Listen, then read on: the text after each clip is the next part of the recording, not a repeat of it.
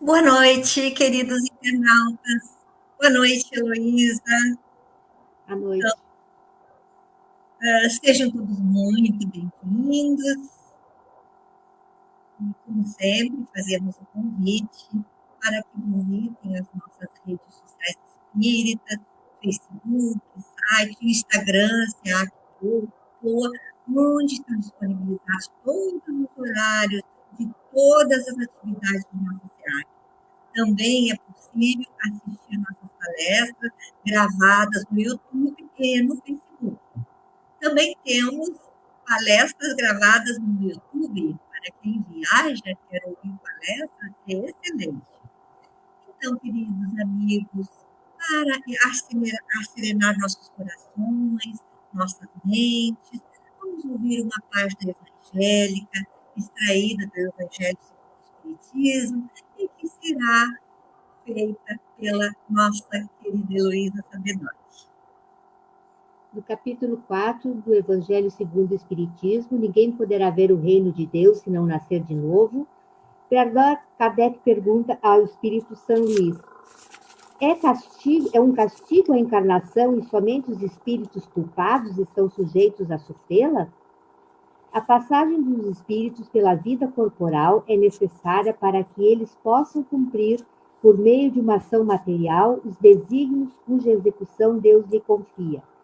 É-lhes necessária a bem deles, visto que a atividade que são obrigados a exercer lhes auxilia o desenvolvimento da inteligência. Sendo soberanamente justo, Deus tem de distribuir tudo igualmente por todos os seus filhos. Assim é que estabeleceu para todos o mesmo ponto de partida e a mesma aptidão, as mesmas obrigações a cumprir e a mesma liberdade de proceder. Qualquer privilégio seria uma preferência e toda preferência uma injustiça. Mas a encarnação para todos os espíritos é apenas um estado transitório. É uma tarefa que Deus lhes impõe quando iniciam a vida, como primeira experiência do uso que farão do livre-arbítrio. Os que desempenham com zelo essa tarefa transpõem rapidamente e menos penosamente os degraus da iniciação e mais cedo gozam do fruto dos seus labores.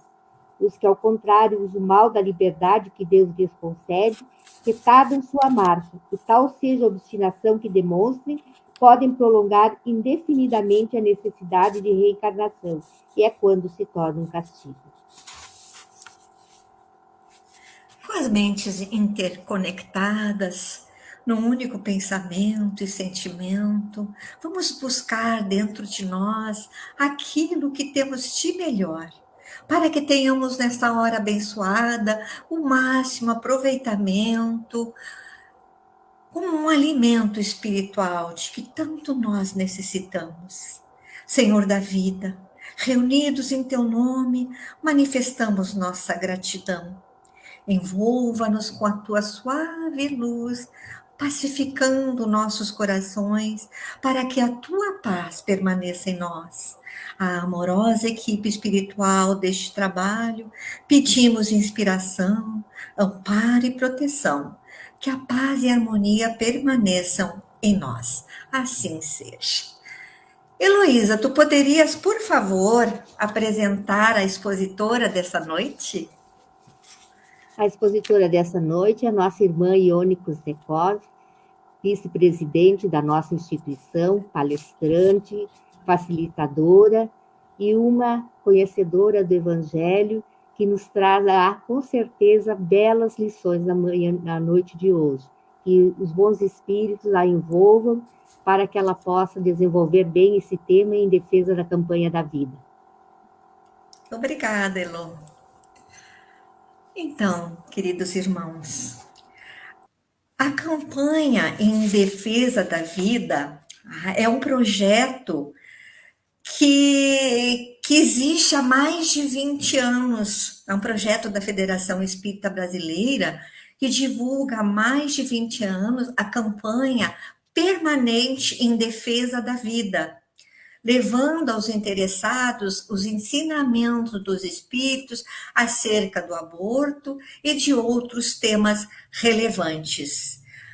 Neste mês, vamos desenvolver as temáticas sobre o suicídio, aborto e drogas na visão espírita. A SEAC, em adesão à campanha da defesa da vida e considerando que no dia 19 deste mês é oficialmente o Dia Mundial de Prevenção ao Suicídio, mas essa iniciativa ela acontece durante todo o ano. E atualmente, o Setembro Amarelo é a maior campanha anti-estigma do mundo. Em 2024, o lema é: se precisar, peça ajuda. E as diversas ações que já estão sendo desenvolvidas. Então, conforme falamos, vamos desenvolver essas temáticas sobre o suicídio, aborto e drogas na visão espírita. Hoje iniciaremos a temática vida, o primeiro direito natural do homem. O título deste tema colhemos da cartilha com o mesmo nome editada pela FEB e de onde extraímos os seguintes recortes.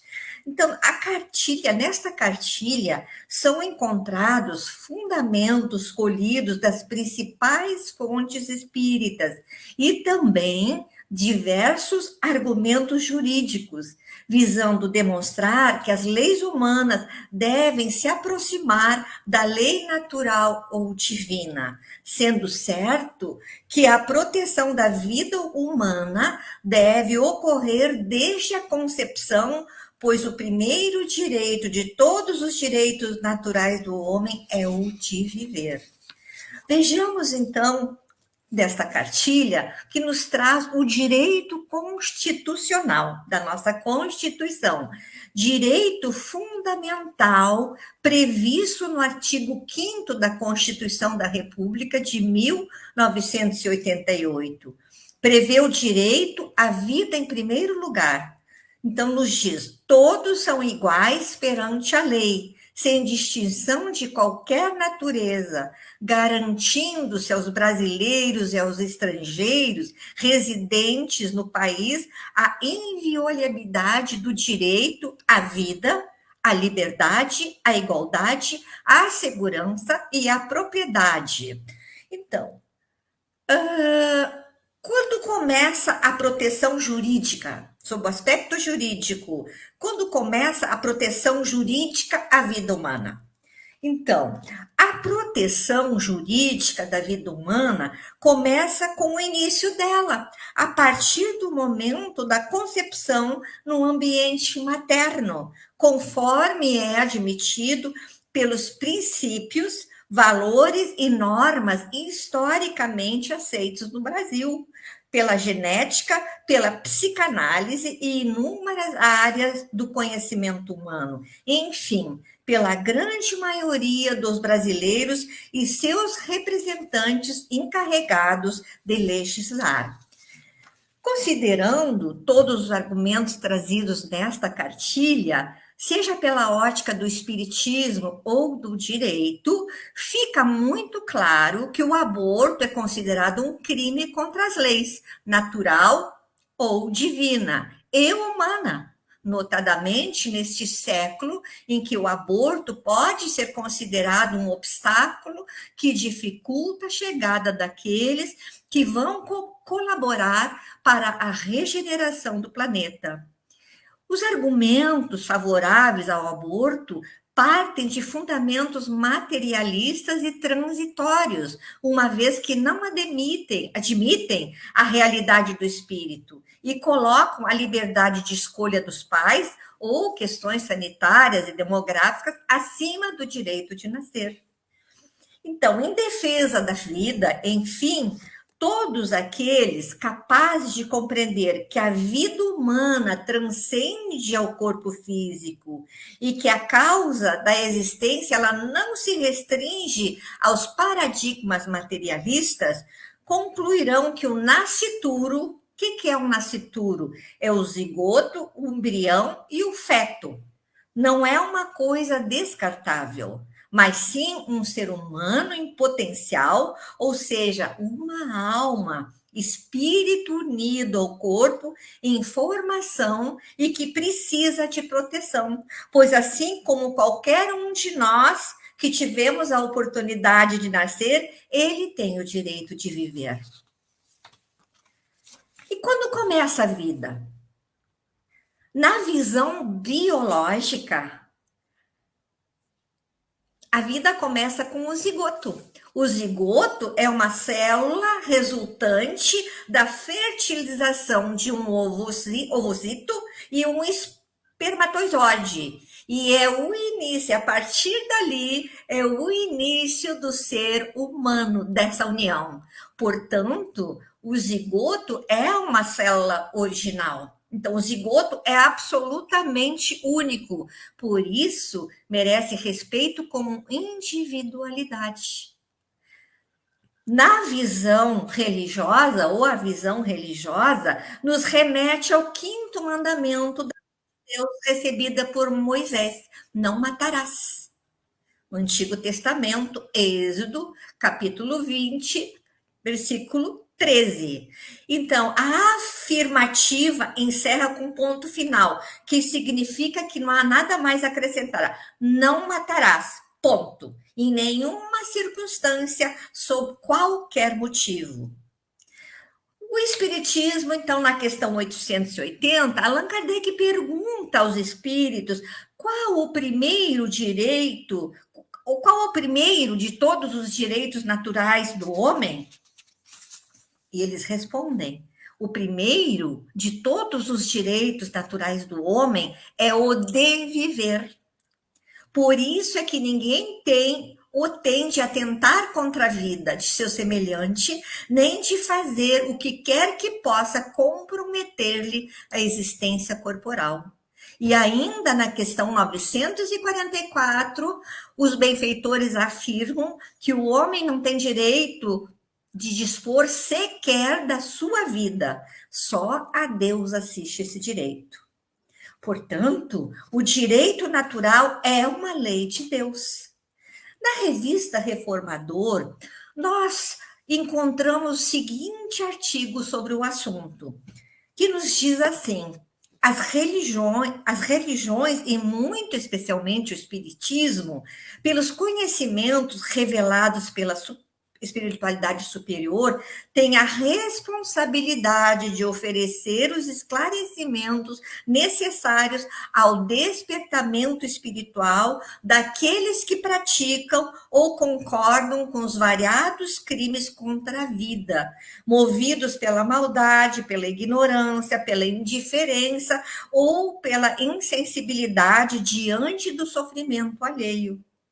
Atentar contra a vida que emana de Deus em qualquer circunstância, seja por assassinato, suicídio, aborto, eutanásia ou pena de morte, voluntária ou involuntariamente, individual ou coletivamente, será sempre uma transgressão à sua lei, reclamando sempre reparação dolorosa.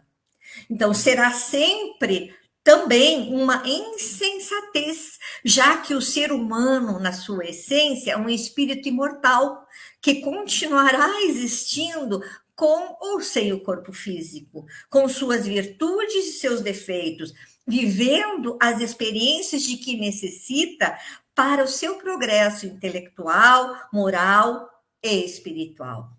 Então, só a lei suprema do Criador cabe determinar as condições e o momento para o que denominamos morte, ou seja, o perecimento do corpo físico, mas não do espírito imortal. Trouxemos também uma mensagem de Bezerra de Menezes, recebida por Divaldo Franco. Ela está publicada na revista Reformador, número 429, do ano de 2005. Então, Bezerra, ele inicia assim: estejamos unidos na defesa da vida. Veja que ele está fazendo um convite a todos nós. Estejamos todos nós unidos na defesa da vida. A vida, sob qualquer aspecto considerado, é dádiva de Deus que ninguém pode perturbar. Todos os seres conscientes desenvolvem um programa na escala da evolução, demandando a plenitude, a perfeição, que lhes é a meta final. Preservar a vida em todas as suas expressões é dever inalienável que assume a consciência humana no próprio desenvolvimento da sua evolução. Os espíritas cristãos, compreendendo o alto significado da vida, levantam-se para defendê-la onde quer que se apresente, em especial a vida humana. Estágio avançado do ser na busca da sua consciência plena e cósmica. Então vejam que aqui está nos dizendo o alto significado da vida, defendendo aonde se apresente. Porque a vida não está só no ser humano. A vida no reino animal. A vida no reino vegetal. E inspirados, ele nos diz, pelo mundo espiritual superior, os obreiros do Cristo se erguem para proclamar não só o direito à vida dos que se despedem do corpo e têm direito a permanecer até o último hausto, até o último suspiro no organismo em processo prévio de degeneração,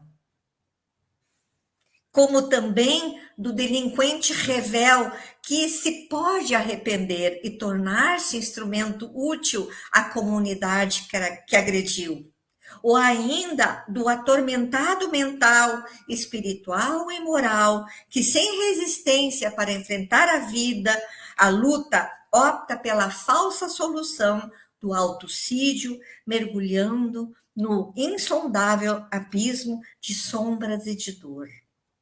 Não apenas defender esse direito à vida, como também respeitar todas as vidas como se apresente, onde quer que estejam, é tarefa primordial do Espiritismo, que pode ser considerada uma usina poderosa de força. E aqui vamos fazer uma digressão, tá? Vamos fazer uma viagem ao mundo animal. O nosso Código Civil, a Lei 10.406 de janeiro de 2002, no artigo 82 desse código, vejam que considera os animais como bens móveis, o que significa que podem ser apropriados pelo homem. Isso porque os animais são tratados como objetos de propriedade sem personalidade jurídica ou direitos reconhecidos pela lei. Pela atual lei, são considerados coisas. Entretanto, na reforma, porque está acontecendo a reforma do Código Civil, e a comissão dos juristas pretende fazer a inclusão do artigo 82A, que terá a seguinte redação: os animais que são objeto de direito são considerados seres vivos, dotados de sensibilidade e possíveis de proteção jurídica. Então vejam, queridos irmãos, as leis humanas se aproximando da lei natural divina. Continuemos com a mensagem de Bezerra. Por isso, o Espiritismo tem como objetivo primeiro a transformação moral do homem. É muito importante que tenhamos isso em mente, que gravemos. O objetivo do Espiritismo é a transformação moral da humanidade.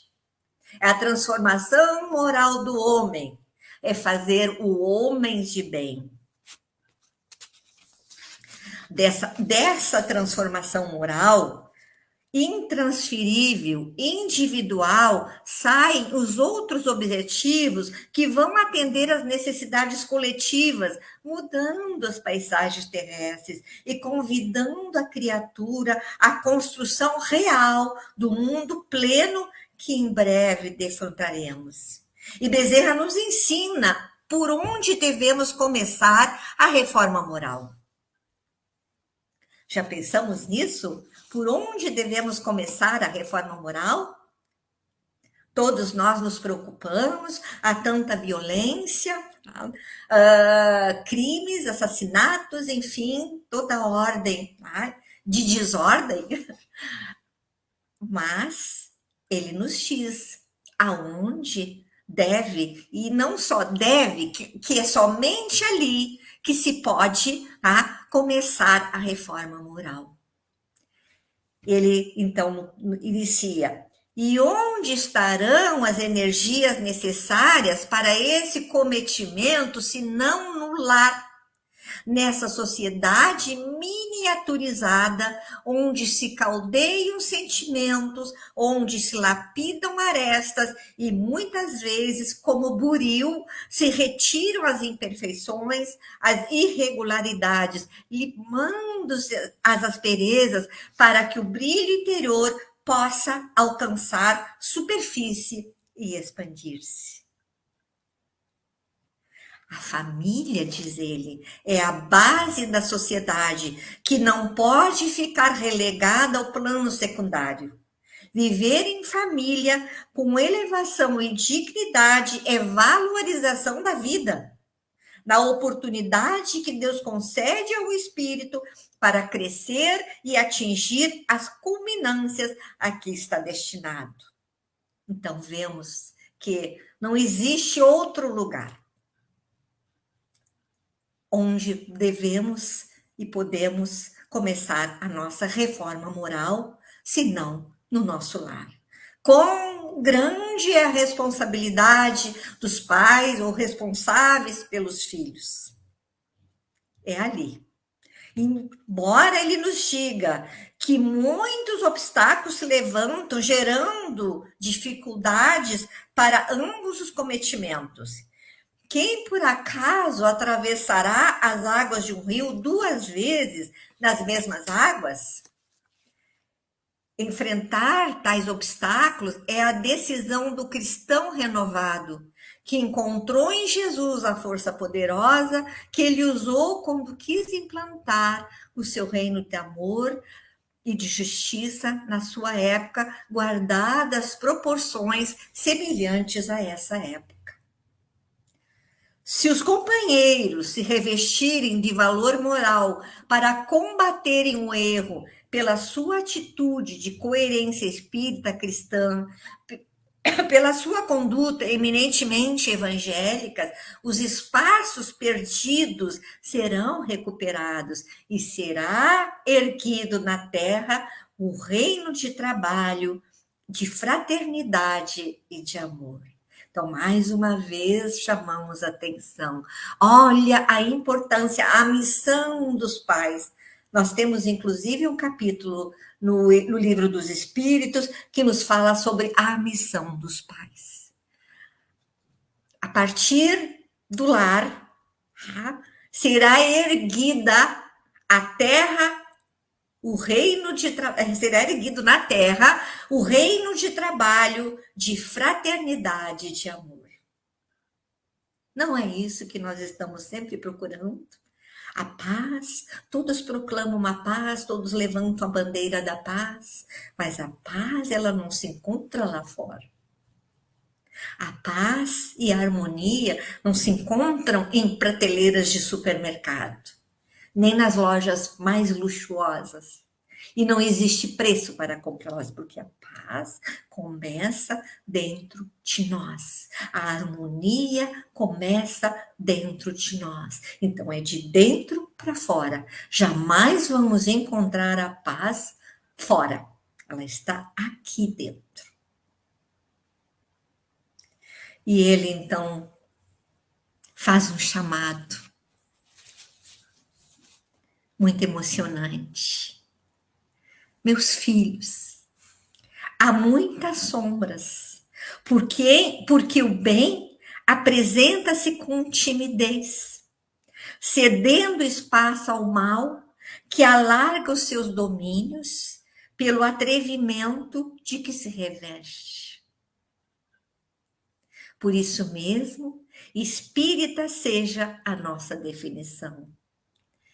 E há uma questão no Livro dos Espíritos, em O Livro dos Espíritos, se não me engano, é o 889, que Allan Kardec pergunta por que o bem, o mal prepondera ainda, e os espíritos, os benfeitores respondem, porque os bons são tímidos. Então, se os bons são tímidos, significa que, por timidez, permitem que o mal avance. E é verdade. Fazendo uma análise, à medida em que. Vejam que os maus são atrevidos. Eles não respeitam. São atrevidos. E à medida em que o bom, sendo tímido, ele vai se afastando e cedendo lugar ao mal. Então, nós devemos vencer essa timidez e não permitir que o mal avance. Por isso, mais uma vez, diz, por isso mesmo, tá? Espírita seja a nossa definição.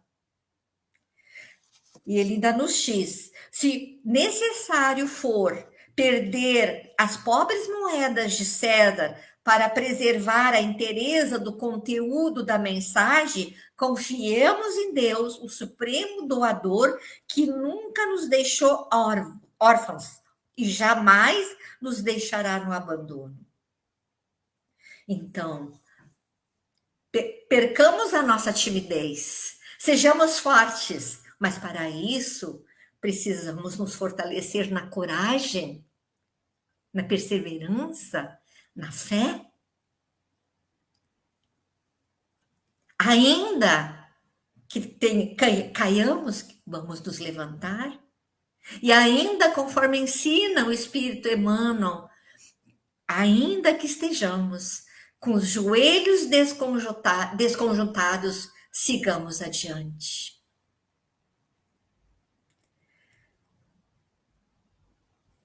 Bezerra ainda nos diz que o Espiritismo liberta-nos da ignorância e proporciona-nos, pelas lições luminíferas da caridade, a ação social na assistência e no serviço do socorro.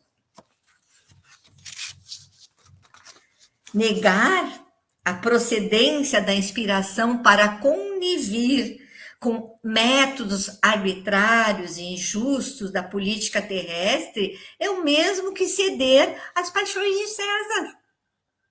Como árbitro dos destinos, embora sem controle sobre as vidas, significaria abjurar o nome de Jesus, que é a bandeira de nossas obras sociais, para estar de braços dados com o poder temporal, recebendo-lhes o auxílio e apoiando-lhes a arbitragem. Veja que responsabilidade que nós temos. Jesus disse que no mundo só teríamos aflições. Então, não será lícito, portanto, esperarmos outra resposta, senão as dificuldades. Nós ainda estamos no mundo de provas e expiações. Há caminho, sim, para o mundo em transição ao mundo de regeneração. Então, nós não teremos outra resposta realmente, senão as dificuldades. E as dificuldades, elas estão aí justamente para que nós possamos aprender a enfrentá-las, sob todas as formas consideradas.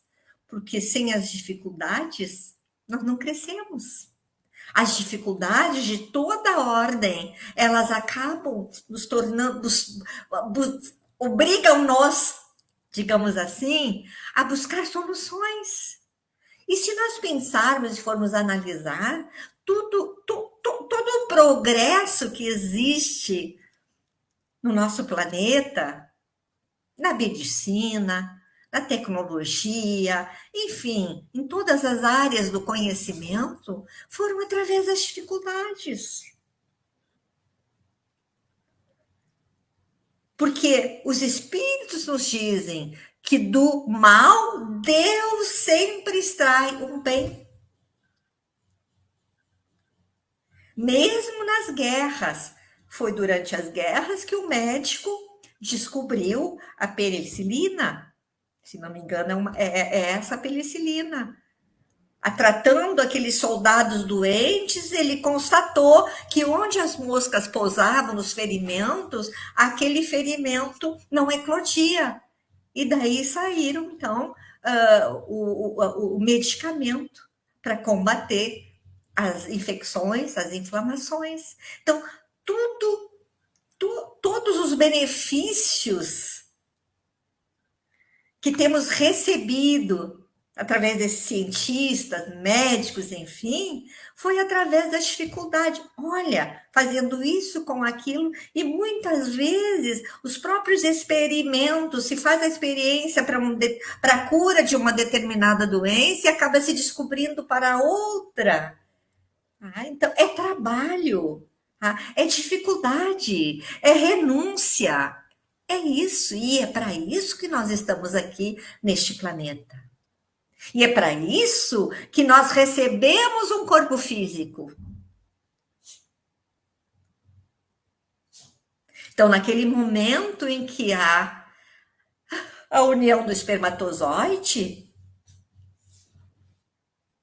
que forma o zigoto, a vida ali naquele momento, o espírito se aproxima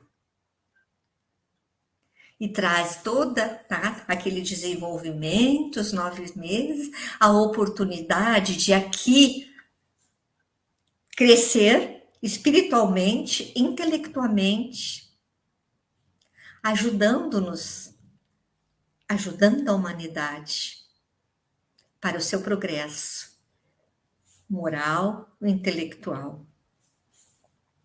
Bezerra ainda nos diz que, graças à lei soberana, que é a lei natural, a lei de amor, lutemos junto às autoridades competentes para falarmos de nosso apostolado e pedirmos respeito às ações renovadoras da sociedade que vimos desenvolvemos em nome da caridade. Então, a Federação Espírita, a FEB, a FERGS, Federação Espírita do Rio Grande do Sul, a Associação Médica Espírita do Brasil, tem feito campanhas, tem trabalhado arduamente junto ao Congresso para que leis, como por exemplo do aborto, não sejam, que o aborto seja legalizado, não sejam aprovados. Muitos de não nos veem essas notícias. A mídia não traz essas notícias, mas eles estão trabalhando. E é importante que nós saibamos disso. É importante que as casas espíritas divulguem, para que se saiba que nós, o espiritismo, ele está em todas as áreas do conhecimento. Ele está não só fechado nas 4 paredes de uma casa espírita, mas sim lá fora. E todos nós temos esse compromisso em defesa da vida. E ainda Bezerra nos diz, não temamos nunca. Estejamos unidos na defesa da vida em uma família espiritual digna, suportando reveses e incompreensões. Ser espírita hoje é o mesmo que ter sido cristão ontem. E ele, então, amorosamente nos chama, meus filhos, estes são os dias chegados. Tende ânimo, preservai a coragem, sede fiéis, valorizando a vida e vivendo em família com elevação para implantares na terra a família ideal, cujos membros, vinculados ao reino de Deus, sejam realmente irmãos. Reconhece-se a elevação moral, os espíritos nos dizem isso, que reconhece-se a elevação moral de um povo na medida em que as suas leis humanas se aproximam da lei natural ou divina. É esse o objetivo, esse o objetivo da qual nós estamos aqui. A nossa transformação moral, esse é o objetivo do Espiritismo. Para que, aos poucos, as nossas leis se aproximem das leis humanas. E isso está acontecendo. Há muito ainda por fazer, mas já está acontecendo. Por quê? Porque à medida que o homem se aperfeiçoa moralmente, as suas leis também se aperfeiçoam e se aproximam das leis humanas, das leis divinas. Emmanuel, em Fonte Viva, Emmanuel Espírito, pela psicografia de Chico Xavier, nos diz no capítulo 30, a vida é máquina divina, da qual todos os seres são peças importantes. E a cooperação é o fator essencial na produção da harmonia e do bem de todos. A cooperação é um fator essencial na produção da harmonia e do bem de todos. Nós vivemos em rede, estamos mergulhados no fluido cósmico universal. Este fluido cósmico universal é o hausto de Deus. Na Gênesis, nós vamos encontrar, na Gênesis capítulo 14, desculpe, não era capítulo 14. Capítulo 14 trata dos fluidos, que é muito importante que se estude os fluidos, mas é no capítulo 2 da Gênesis, quando diz: um homem pensa, Deus o sabe. Com tantos milhões de habitantes neste planeta Terra, com tantos milhões, aliás, 3 vezes mais, segundo as estatísticas dos espíritos, a população desencarnada é 3 vezes maior que a população encarnada. E um homem, no meio dessa multidão, pensa e Deus sabe.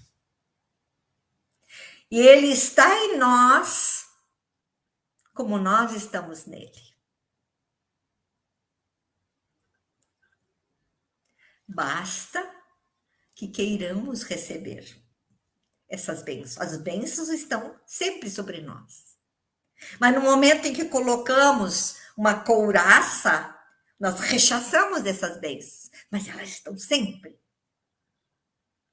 Porque estamos mergulhados neste oceano de fluidos, conforme consta também neste capítulo 2 da Gênesis, como peixes no oceano. Lembrando, queridos irmãos, que o Setembro Amarelo é a maior campanha anti-estigma, conforme falamos no início, e que em 2024 o lema é: se precisar, peça ajuda.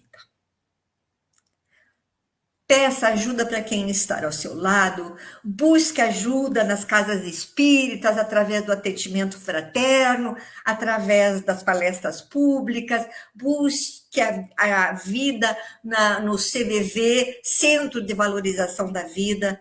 Não tenha vergonha, busque, tá?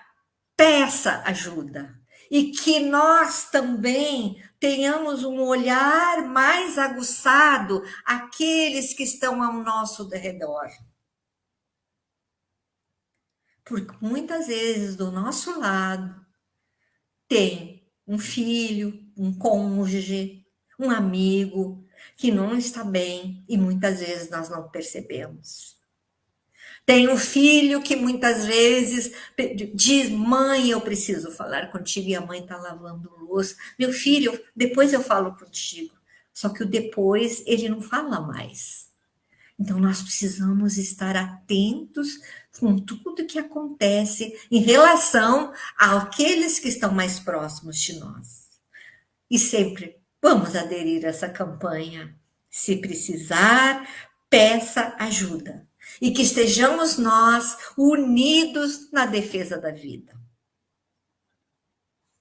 Convidamos a todos que assistam nas demais sextas-feiras, os temas que nós vamos abordar sobre o suicídio, sobre o aborto, sobre as drogas, lícitas e não lícitas, porque nós precisamos ter esse entendimento na visão espírita, para que possamos nós mesmos nos auxiliar e auxiliar aos que estão ao nosso derredor.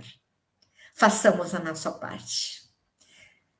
Então, profundamente agradecidos a Deus, a Jesus e à amorosa equipe espiritual pelo apoio, pela inspiração que aqui recebemos.